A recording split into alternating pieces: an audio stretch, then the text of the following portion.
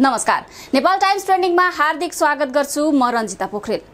गत वर्ष सरकारको नीति तथा कार्यक्रम सार्वजनिक गर्दा राष्ट्रपति विद्यादेवी भण्डारीले संसदमा राजधानी लगायत देशका सबै प्रदेश, राजधानी र मुख्य शहरमा विद्युतीय सवारी साधन प्रवर्धन गर्ने योजना रहेको घोषणा गरेकी थिइन्।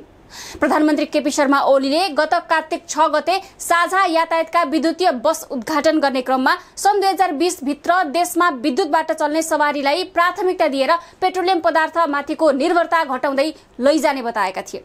यति मात्र नभई देशको 15औं योजना र ऊर्जा मन्त्रालयको श्वेत पत्रमा पनि सन् 2023 सम्म नेपालमा भित्रिने सवारी साधनहरूमा 50% विद्युतीय परिवहन हुनेछन् भनिएको थियो। तर अर्थमन्त्री युवराज खतिवड़ाले 2077-78 को अनुमानित बजेट सार्वजनिक गर्दै उल्लेखित नीति तथा कार्यक्रम, 15औं योजना तथा ऊर्जा मन्त्रालयको श्वेत पत्र र प्रधानमन्त्रीको घोषणा तथा प्रतिबद्धता विपरीत तिनै विद्युतीय सवारी साधनलाई अंकुश लगाएका छन्।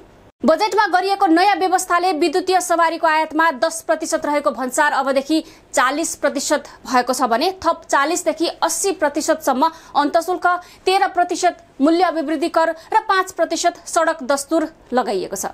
सरकार आफैले विद्युतीय गाडीको मूल्य करिब दोब्बर बनाएर विद्युतीय साधनको प्रयोगलाई निरुत्साहित गर्न अग्रसर रहेको भन्दै सरकारको कडा आलोचना भइरहेको छ। विद्युतीय सवारी साधन त्यसै पनि पेट्रोल डिजल इन्जिनका गाडी भन्दा महँगा थिए। करको दरमा नयाँ व्यवस्थाले व्यवसायी र प्रयोगकर्तालाई निराश पार्नुका साथै व्यवसायमा प्रतिकूल असर पारेको छ। गत वर्षको बजेट घोषणा हुनुभन्दा अघि सरकारलाई यस्ता सवारीमा विशेष सहुलियत प्रदान गर्न व्यवसायी तथा वातावरणवादी संस्थाहरूले समेत आग्रह गरेका थिए। तर आफ्नै प्रतिबद्धता नसम्झिने सरकारले अरूको कुरा के सुन्थ्यो र? विद्युतीय सवारीमा कर बढाउँदा वातावरणीय प्रदूषण घटाउने मुद्दामा पनि प्रतिकूल असर पर्ने भन्दै वातावरणविदहरूले चिन्ता व्यक्त गरेका छन्। उनीहरूले विद्युतीय सवारीमा कर बढाउन बजेटमा गरिएको नयाँ व्यवस्था फिर्ता लिन सरकारलाई आग्रह पनि गरेका छन्। प्रदूषण घटाउने मुलुकको प्रतिबद्धतामा पश्चगामी कदमका रूपमा आएको यस निर्णयले सरकार, राष्ट्र प्रमुखबाट भएका घोषणाहरू, दीर्घकालीन योजना, नीति तथा कार्यक्रम र प्रतिबद्धतामा स्थिरता नभएको प्रश्न भएको छ। कोरोना भाइरसका कारण यति बेला सरकार राजस्व सङ्कलनमा अप्ठ्यारोमा परेको भए पनि विद्युतीय सवारीलाई निरुत्साहित गर्दैमा समस्याबाट पार पाउन सकिने होइन। यस्तोमा समस्यासँग जुझ्न अरू विकल्पहरू हुँदाहुँदै सरकारले विद्युतीय सवारीलाई निरुत्साहित गर्ने, यसको सञ्चालनमा अंकुश लगाउने र खनिज इन्धनलाई प्रवर्धन गर्ने बाटोतिर अग्रसर भएको छ, जुन खेदजनक छ। अहिले नेपालमा बिजुली स्वदेशमा यथेष्ट खपत हुने गरेर अन्य देशलाई बेच्न पुग्ने गरी पनि उत्पादन भइरहेको छ। उत्पादित विद्युत बिक्री गर्ने ठाउँ नहुँदा हाइड्रो पावरमा आकर्षित भएका निजी क्षेत्रको मनोबल गिर्नै लागेको छ। यस्तोमा स्वदेशमै उत्पादन हुने र रातको समयमा खेर जाने बिजुली खपत गरेर आत्मनिर्भरताको दिशातिर लैजान बल दिन विद्युतीय साधनमाथि कर थुपार्नु कुनै पनि हिसाबले तर्कसङ्गत हुँदैन। नेपालको कुल निर्यातको 2.2 गुणा रकम पेट्रोल डिजेल आयातमा मात्र खर्च गर्नु परेको हालको परिस्थितिमा पेट्रोल डिजेलकै प्रयोगलाई प्रोत्साहित गर्न र नेपालमा उत्पादित बिजुलीको प्रयोग निरुत्साहित गर्न बजेट प्रेरित भएको देखिन्छ। सरकारको यो निर्णयले व्यवसायी, जलविद्युतका लगानीकर्तालाई हतोत्साहित त गरेको छ नै, स्वच्छ वातावरणमा बाँच्न पाउने नागरिकको संविधान प्रदत्त मौलिक अधिकारको समेत हनन हुने देखिएको छ। जसको विरोध चौतर्फी भइरहेको छ।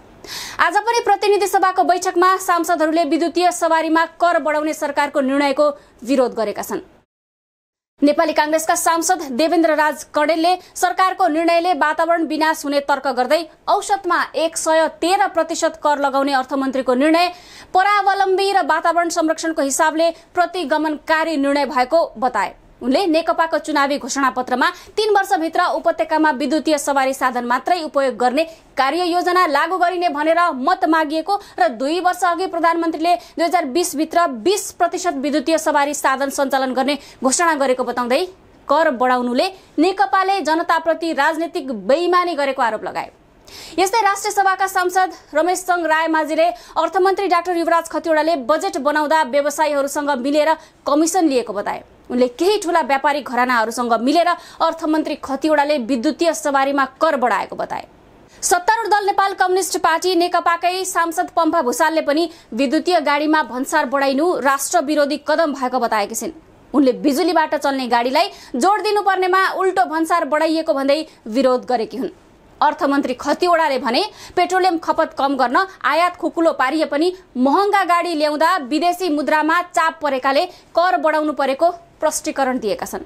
विश्वका धेरै देशमा विद्युतीय सवारीले खनिज तेलमा आधारित सवारीलाई प्रतिस्थापन गर्ने क्रममा छन् र चल्तीका सवारी उत्पादक पनि सोही दिशातिर उन्मुख छन्। तर हाम्रो देशमा चुनावी नारा, घोषणापत्र र भाषणमा बिजुली गाडी सरर भन्ने सरकारको प्रतिबद्धता कार्यान्वयनमा उल्टो देखिएको छ। नेपाल सरकारले बजेट भाषण मार्फत विद्युतीय सवारीमा कर बढाएको एक हप्तापछि जर्मनीले कोभिड-19 पछिको अवस्थालाई मध्यनजर गर्दै घोषणा गरेको आर्थिक प्याकेजमा भने विद्युतीय सवारीलाई प्रवर्धन गर्न पहिले दिँदै आएको अनुदानलाई दोब्बर बनाउने निर्णय गरेको छ। यसअघि पनि जर्मनीमा उपभोक्ताले विद्युतीय गाडी किन्दा सरकारबाट 3000 युरो र अटोमोबाइल कम्पनीबाट सोही बराबरको अनुदान पाउने व्यवस्था थियो। तर जर्मन सरकारले घोषणा गरेको नयाँ प्याकेजमा सरकारले दिँदै आएको अनुदानलाई दोब्बर गरी 6000 युरोसम्म पाउने व्यवस्था गरेको छ। त्यस्तै आगामी वर्षदेखि खनिज तेलमा आधारित सवारीलाई लगाउँदै आएको कर भने बढाउने निर्णय गरेको छ। यसरी हरित प्रविधियुक्त वातावरण मैत्री मोबिलिटीलाई पहिलेदेखि नै प्रोत्साहन र प्रवर्धन गर्दै आएको जर्मनीले त्यस दिशामा फेरि एउटा ऐतिहासिक कदम चालेको छ र विश्वभरि उसको यस कदमको प्रशंसा भइरहेको छ। तर हाम्रो देशमा चकलेटको आयातमा भन्सार दर घटाइन्छ अनि विद्युतीय सवारी साधनमा 40% भन्सार दर बढाएर देशलाई प्रदूषणयुक्त बनाउने काम गरिराखिएको छ। विद्युतीय गाडीको कर वृद्धिको चर्को आलोचना भएपछि अर्थ मन्त्रालय व्यवसायीसँग केही लचिलो भएको बुझिएको छ। बजेट मार्फत विद्युतीय गाडीमा चर्को कर लगाएपछि अर्थमन्त्री डाक्टर युवराज खतिवडाको आलोचना संसददेखि सर्वसाधारणसम्मले गरेपछि व्यवसायीसँग छलफलमा बस्न अर्थ मन्त्रालय तयार देखिएको। सरकारले पहिले त विद्युतीय सवारी प्रोत्साहन र प्रवर्धन गर्नु किन आजको आवश्यकता हो भन्ने कुरामा प्रष्ट हुन जरुरी छ। विश्व नै सौर्य ऊर्जा र विद्युतीय ऊर्जामा व्यस्त हुँदै पेट्रोल डिजेल लगायतको खनिजलाई विस्थापित गर्ने लक्ष्यमा छ। जलस्रोतको धनी देश भएर पनि अहिलेसम्म नेपालले यसको राम्रो सदुपयोग गर्न सकिरहेको थिएन। बिस्तारै जलविद्युतमा सरकारसँगै निजी लगानीकर्ताहरू आकर्षित हुँदै अहिले नेपालमा बिजुली हामीलाई चाहिने भन्दा बढी उत्पादन भएको छ। कुलमान घिसिङ बिजुलीबाटै खाना बनाऊ, बिजुलीको खपत अधिक गरौं भनेका बनेछन्। फ्यालाफालको अवस्थामा भएको विद्युतको प्रयोग हरेक ठाउँमा गर्न सकिन्छ। जनसवारी साधन विद्युतीय हुँदा इन्धन अभाव, महँगाई, आयातमा समस्या, अवरोध लगायतका झन्झटबाट मुक्त होइन्छ।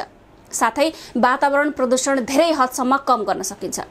ठूला शहर र देशभरि चल्ने गाडीहरू विद्युतीय हुँदा गाडी चार्जिङ स्टेशन मात्रै खडा गर्दा पनि 50,000 मानिसले रोजगारी पाउनेछन्। डिजेल, पेट्रोल र एलपी ग्यास रोक्दा र देशभित्रै विद्युत खपत गर्दा देशभित्रका आर्थिक गतिविधिहरू भिन्न ढङ्गले सञ्चालन हुने थिए।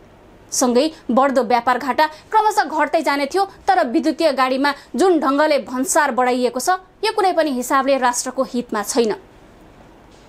विद्युतीय सवारीमा कर बढाउनु देशभित्रै बिजुली खपत बढाउने नीतिमा पनि चुक्नु हो। समय छँदै यसलाई सुधार गर्नै पर्छ। विद्युतीय गाडी खरिद गर्दा डलर बाहिरिन्छ भन्ने अर्थमन्त्रीको तर्क चक्लेटी तर्क हो जुन आफै तर्कसङ्गत छैन। त्यसैले सबै प्रकारका विद्युतीय सवारीमा न्यूनतम कर लगाई सस्तो र सुलभ बनाउन राज्य लाग्नुपर्छ। सरकारमाथि जनताको विश्वास टुट्न नदिने जिम्मा सरकार र त्यहाँ रहेकाहरूको हो। सरकारले देखाएको उन्नतिको मार्ग वास्तविक हो भने बीचबाटै सरकार पछाडि फर्कन मिल्दैन, होइन भने आउने पुस्ताले धिक्कार्नेछन्। ख्याल गरियोस्।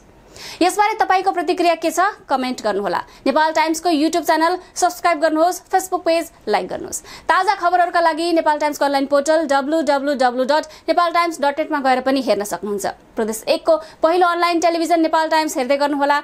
नमस्कार।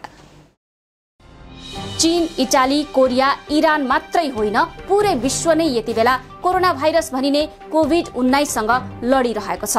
तर थोरै सरसफाई र जागरुकता अपनाउँदा यसबाट हामीले डराउनु पर्दैन। यसका लागि आफ्नो हात साबुन पानीले पटक पटक धुनुहोस्। अनुहारमा पटक पटक हातले नछुनुहोस्। भिडभाडमा नजानुहोस्। खोक्दा वा हाछ्यु गर्दा रुमाल वा कुइनाले छोप्नुहोस्।